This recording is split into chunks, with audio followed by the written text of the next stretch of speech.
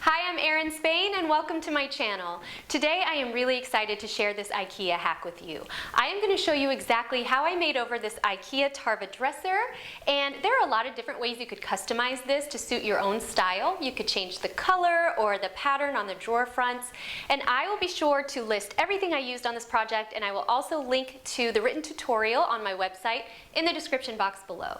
If you have any questions, please leave those in the comment section, and if you haven't already, I'd love it if you would subscribe to my channel and click the bell icon so you can be notified of my future videos. Thank you so much for watching. Let's get started. First, I assembled my IKEA dresser according to the instruction manual. The TARVA comes in 3 separate boxes, one long box for the main body of the dresser and 2 boxes for the drawer parts. Not gonna lie, this part is super tedious and time consuming, but it's definitely worth it. I love IKEA furniture, but putting it together isn't exactly my favorite thing on earth. I'll speed through this part since literally all I did was read and follow the directions until I got to the leg assembly portion of the process. Okay, here's where I started to veer off from the instructions. I positioned the leg as if I was going to attach it, but instead I marked a line on each leg where it meets the base of the dresser. Then I used my miter saw to cut along the line. I needed the legs to be flush with the base so that I could then attach the new legs that I purchased for the dresser, and this was the best way I could come up with to end up with a cohesive look. Then I just sanded the rough edges quickly with a sanding block. After I had cut the legs flush to the base, I attached them as I would have originally according to the instructions.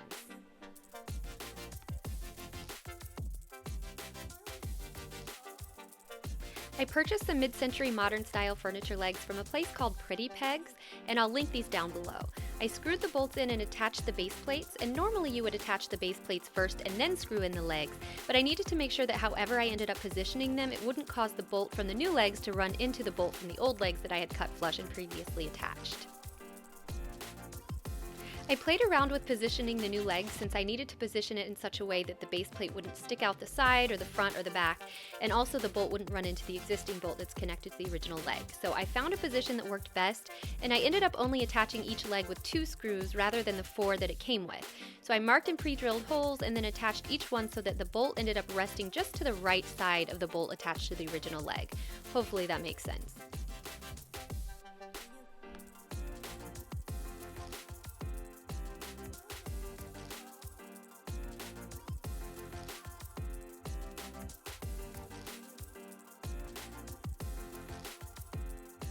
The TARVA comes with a 5th leg which serves as a center support, but if I attached it as is, it would have been too long since my new legs weren't the same length as the old ones.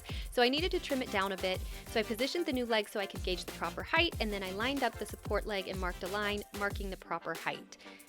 Then I used my miter saw to cut it, and I made sure to cut the bottom of it and not the top because the top has 2 holes to attach it to the bottom of the dresser with a dowel and a bolt, and I needed that to remain intact. Then I attached the center support leg per the directions. The new legs came with little felt pads to stick on the bottom too so that they won't scratch the floor.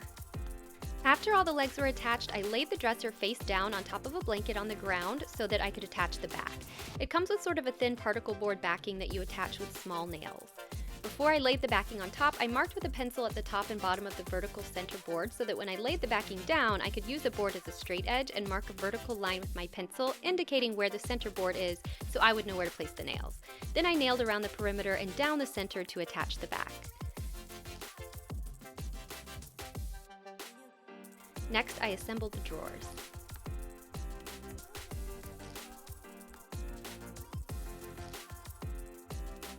After the drawers had been assembled, I patched over the drawer knob holes with some wood filler since I will be using finger pulls that attach to the top of each drawer instead of the knobs that came with the dresser.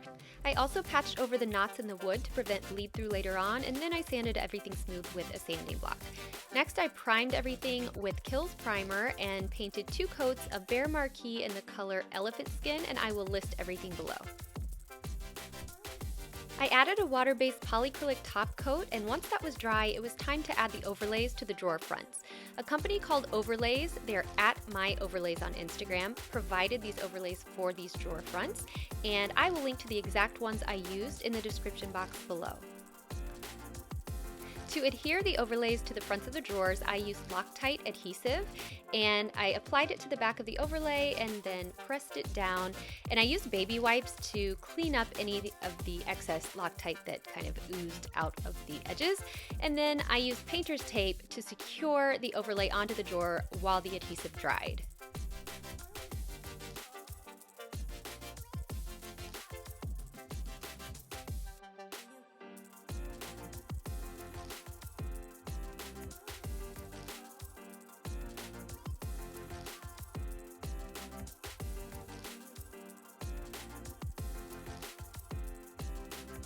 Since the drawer pulls I bought sit on top of the drawers, they were hard to close. I needed to make the hardware flush with the top of the drawers so they would close smoothly. The first time I did this project for my website, I used a Dremel Micro to grind a notch for the drawer pull, but it was hard to get it even, so this time I opted to use my trim router with a 1/4 inch bit to cut a notch for the hardware to rest in, making it flush with the drawer top.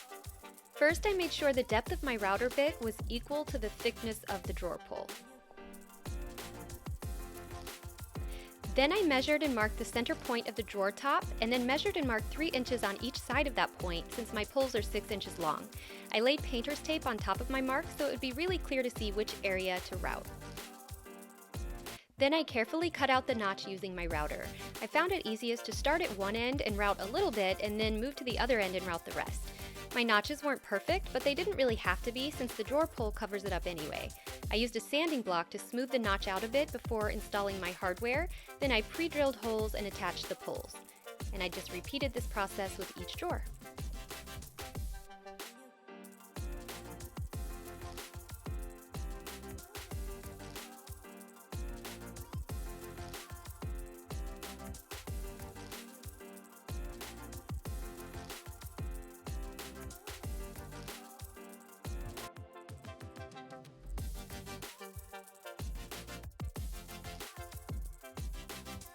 And as you can see, now the drawers slide closed easily.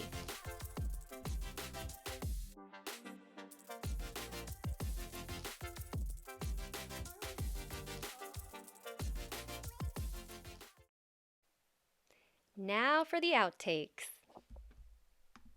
I'm really excited to share this IKEA hack. IKEA. Hi Jake, how are you? You have a good day at school? Come on in, I'm filming, but you can come through. I can edit you out. Unless you trip over my lighting, then you'll end up in the outtakes. Oh! Okay.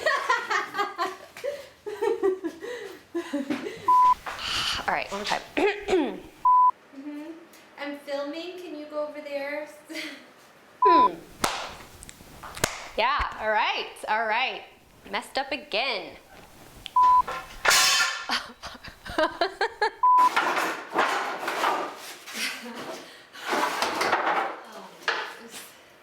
Think to my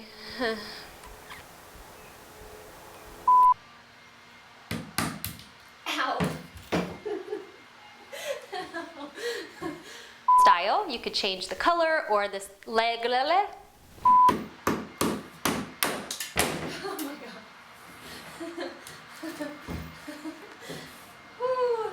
And there goes a car. Perfect timing, car. Perfect timing.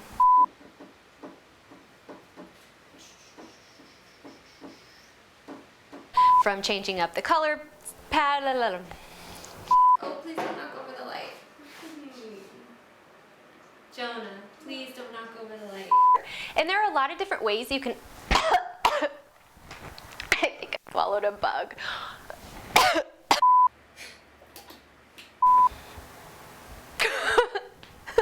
Okay.